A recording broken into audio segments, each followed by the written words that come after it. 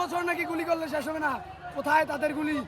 আমরা বুলেট বোমা tear gas জবাব দেবে বাংলাদেশ। কোনো সহিংসতা ছাড়াই এখনই ক্ষমতা হস্তান্তর করুন, সেফ এক্সিট নিন, না হলে কিন্তু ভালো হবে না। এই সরকার তাদের পেটুয়া বাহিনী সন্ত্রাসী লীগকে ছাত্রদের পেছনে লেলিয়ে দিয়েছে, যার কারণে আমরা লাঠি হাতে নিতে বাধ্য হয়েছি। সকল শ্রেণীর মানুষ আমরা সিরাত দই মুড়ি নিয়ে নেমে গেছি শহীদ মিনার, ঢাকা বিশ্ববিদ্যালয়, সকল বিশ্ববিদ্যালয়, পাবলিক বিশ্ববিদ্যালয়ের ছাত্রদের কাছে ক্ষমতা হস্তান্তর করতে হবে শেখ হাসিনার।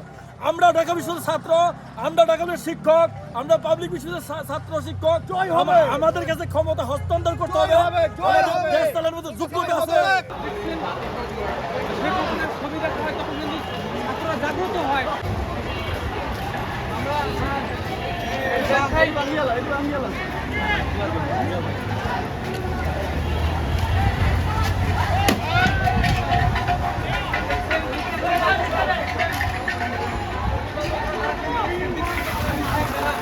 এই সম্পদ আমাদের, হাসিনার বাপের না। কি বলেন? এই সম্পদ আমাদের, হাসিনার বাপের না। ওরা রাজাকারের বাচ্চা, ওরা আর কই দেবো? সম্পদ রক্ষা করতেছেন আপনারা নিজেরা? আমরা নিজেরাই সম্পদ রক্ষা করতেছি। আমরা সরকারের পেটুয়া বাহিনীর মতো সন্ত্রাসী না। এর জন্য এই সরকার তাদের পেটুয়া বাহিনী সন্ত্রাসী লীগকে ছাত্রদের পেছনে লেলিয়ে দিয়েছে, যার কারণে আমরা লাঠি হাতে নিতে বাধ্য হয়েছি।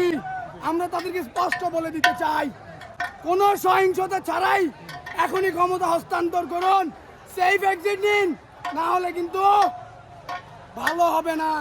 এখনো সময় আছে, রিজাইন দিন, রক্তপাত করতে দিবেন না, রক্তপাত বন্ধ করুন। এই মুহূর্তে দর্শক দেখছেন যে কোটা সংস্কারের যে দাবিতে যে আন্দোলন গড়ে উঠেছে, সেই আন্দোলন এখন যে এক দফা দাবিতে সরকার পতনের আন্দোলনের যে শিক্ষার্থীরা ডাক দিয়েছে, এবং সেই আন্দোলনের চিত্র আপনাদের দর্শক দেখানোর চেষ্টা করছি আপনাদেরকে সরাসরি। এই মুহূর্তে দেখছেন, এই মুহূর্তে এবং দেখছেন যে বিশাল মিছিল তাদের কিন্তু এই মুহূর্তে নিয়ে ঢাকার বিভিন্ন স্থানে কিন্তু জড়ো হয়েছেন, এবং সরকারকে তারা কিন্তু হুঁশিয়ারি করে বলছেন এখনই যেন শান্তিপূর্ণভাবে সরকার যেন কোনো রক্তপাত ছাড়া তারা তিনি যেন পদত্যাগ করেন, সেই দাবি তুলছেন শিক্ষার্থীরা। এবং এই মুহূর্তে দেখছেন রাজধানীর মৎস্য ভবন এলাকাতে আপনাদের দেখানোর চেষ্টা করছি অসংখ্য শিক্ষার্থী এবং তাদের অভিভাবকরা কিন্তু এই মুহূর্তে রাজপথে নেমে তাদের যে এক দফা দাবিতে তারা কিন্তু বিক্ষোভ করছেন এবং শাহবাগের দিকে যাচ্ছেন। মিছিলটি আমরা দেখানোর চেষ্টা করছি আপনাদের। ছাত্র জনতা কৃষিজীবী সবাই এক হয়েছি, আমরা সরকারের পতন চাই। এই সরকারের পতন না করে আমরা ঘরে ফিরবো না ইনশাআল্লাহ। সেনাবাহিনীকে আহ্বান জানাবো, প্রশাসনকে আহ্বান জানাবো, আপনারা সবাই ঐক্যবদ্ধ হয়ে এই ফ্যাসিবাদী সরকারের বিরুদ্ধে এক হয়ে যান। দেখছেন